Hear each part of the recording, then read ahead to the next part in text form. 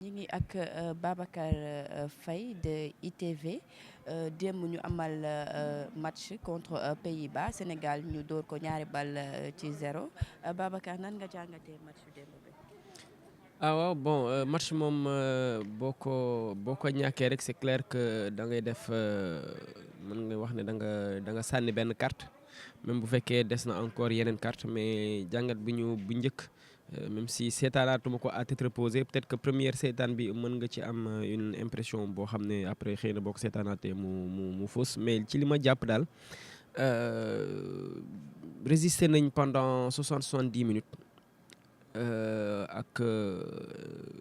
expérience su ku mel ni ñoom Cheikhou Kouyaté ak yooyu mais je pense qu'à un moment donné doyul woon li xaw a manqué et loolu dès le départ je pense que mënoon nañ koo njort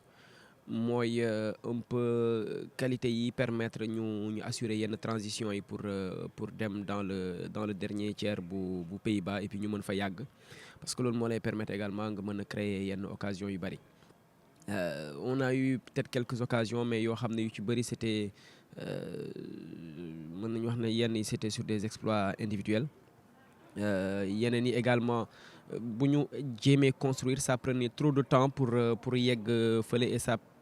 temps bi ngay jël ça permet au bloc adverse ñu reconstituer waat rapidement je pense que qualité de jeu bu gaaw ci digg bi ak yooyu noonu bokk na xëy na ci li manqué woon et puis en fin de partie également je pense que on a pêché 2 fois, je dirais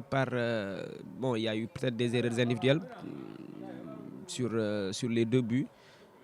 Mais il y a également quelque part un défaut d'expérience ci yenn yi parce que je pense que am na yoo xam ne ay erreurs de concentration par exemple sur le premier but bi Classen di dugal je pense qu'on a eu une perte de balle qu'on aurait pu éviter de Nampalis.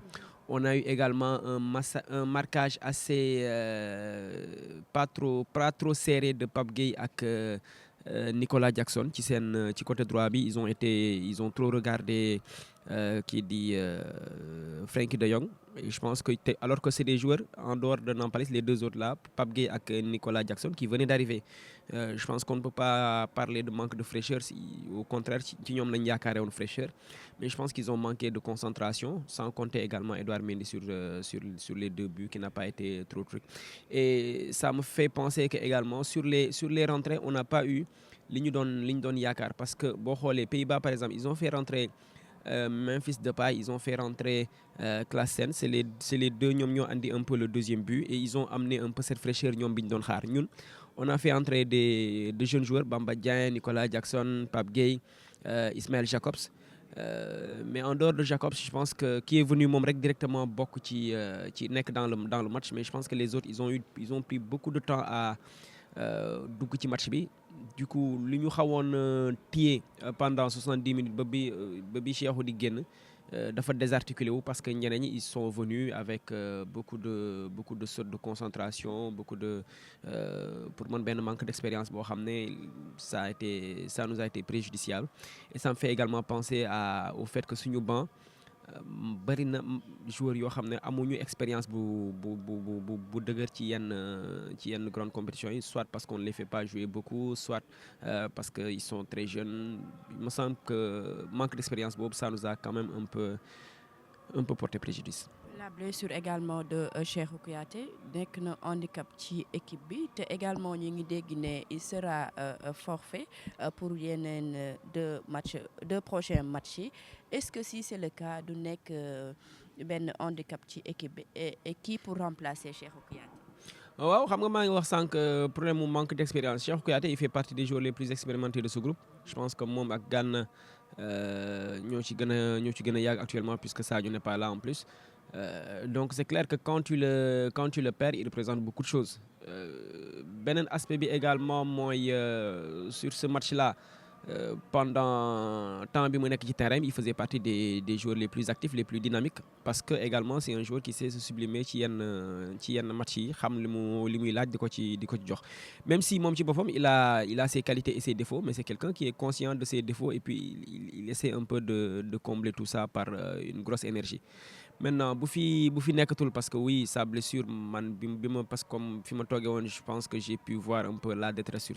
son visage ni mu yuuxoo tu vois tu regardes tu sais direct que ça ne sentait pas bon du tout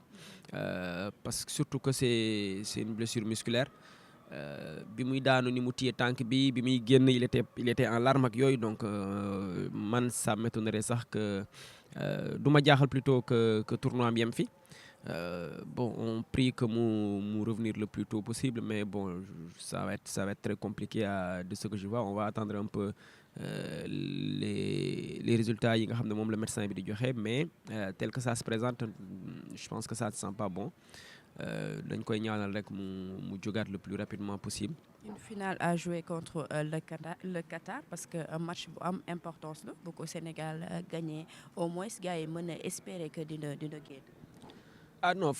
contre Qatar moom quelle que soit la situation je pense que même boo gagné woon Pays-Bas sax da nga war a def lépp pour gagner ko maintenant c'est pas garanti la preuve moment bi ñuy wax ni Argentine Arabie Saoudite moo ko mëne te Argentine mi ngi am Messi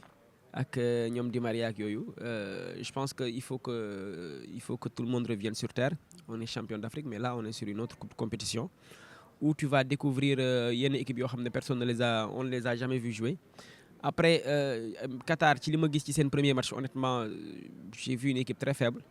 Maintenant Sénégal une équipe très faible aussi ce n'est pas forcément une garantie de victoire. On a eu par le passé à affronter ay équipes yu faibles te ñu galéré. Maa ngi fàttali suñu match à Thiès contre Eswatini tout le monde se disait que Eswatini dañu leen war a ñëw écraser dem ci leneen mais ça a été compliqué. CAN bi ñu jógee on a eu ay Malawi on a eu d'autres équipes lu yàggul ay Ouganda ak affaire on a galéré donc il faut se préparer à ça. Je pense que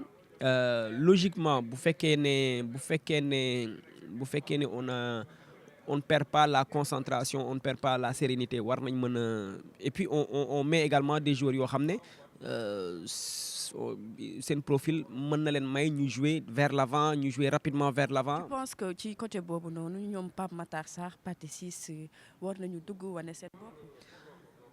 waaw enfin fii moom kuñ fi convoqué je pense que da nga war a wane sa bopp si tu en as l'occasion. ñi nga tudd ils en ont les qualités Pape Matar Sarr Pathé Ismaël Ciss. Maintenant est-ce que Aliou Cissé dafay révolutionner équipe bi totalement pour andi leneen je ne pense pas. Mais c'est clair que sur ce match-là parce que ñaari match yi li ñu laaj bokkul c'est-à-dire quand tu viens contre Pays-Bas nga andi un trio Nampalys Gana ak Cheikhou Kouyaté loolu xel dina mën a jàpp ne xëy na da nga ñëw parce que xool nga équipe Pays-Bas bi li mu andi et tout donc tu viens pour xeex pour bokk ci bataille milieu de terrain bi ak affaire yooyu mais loolu réalité au match Qatar bi beneen réalité la parce que ce n'est pas le même type d'adversaire et puis contexte yi bokkul tu sors d'une défaite tu es obligé de gagner et même gagner nekk nañ ci situation poule boo xam ne tey jii gagner suñu ñaari match yi mën na laa bañ a forcément qualifier loo.